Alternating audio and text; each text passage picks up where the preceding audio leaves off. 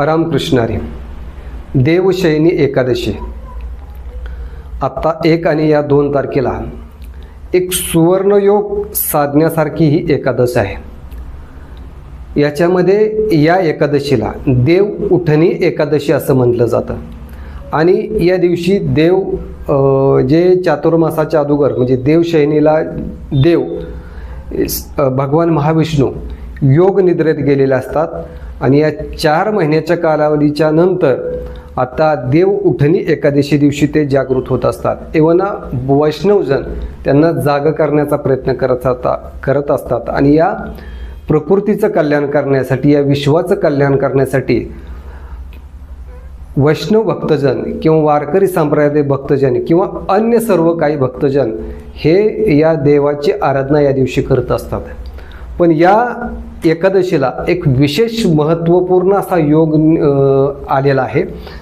तो असा की 1000 सूर्यग्रहण, 1000 सूर्यग्रहण, 1000 चंद्रग्रहण याचा जो पुण्यप्रताप आहे, याची जी पुण्याई आहे, ती पुण्याई ह्या एकादशी दिवशी जर तुम्ही हे जर व्रत केलं, म्हणजे या देवउठणी एकादशीचं जर व्रत केलं तर त्याचा पुण्यप्रताप, त्याची पुण्याई या दिवशी तुम्हाला मिळणार आहे.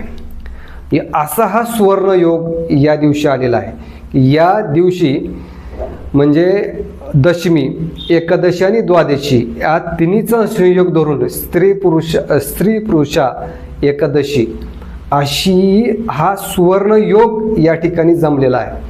आणि साहजिकच तुम्हाला 1 तारखेची एकादश न करता 2 तारखेची एकादश करायची आहे.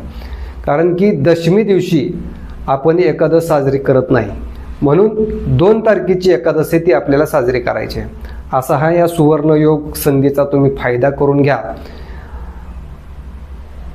कधीतरी हा सुवर्णयोग असतो. तुमच्याकडून नकळत काही पाप घडलं असेल तर याची निवृत्ती करण्यासाठी हा सुवर्णयोग फार सुंदर आहे. आर्थिक समृद्धीसाठी, भरभराटीसाठी, भरपूर ऐश्वर्य संपादित करण्यासाठी सुद्धा हा कार्यकाळ म्हणजे भगवंताची उपासना तुम्हाला फायद्याची ठरू शकते. रामकृष्ण हरी.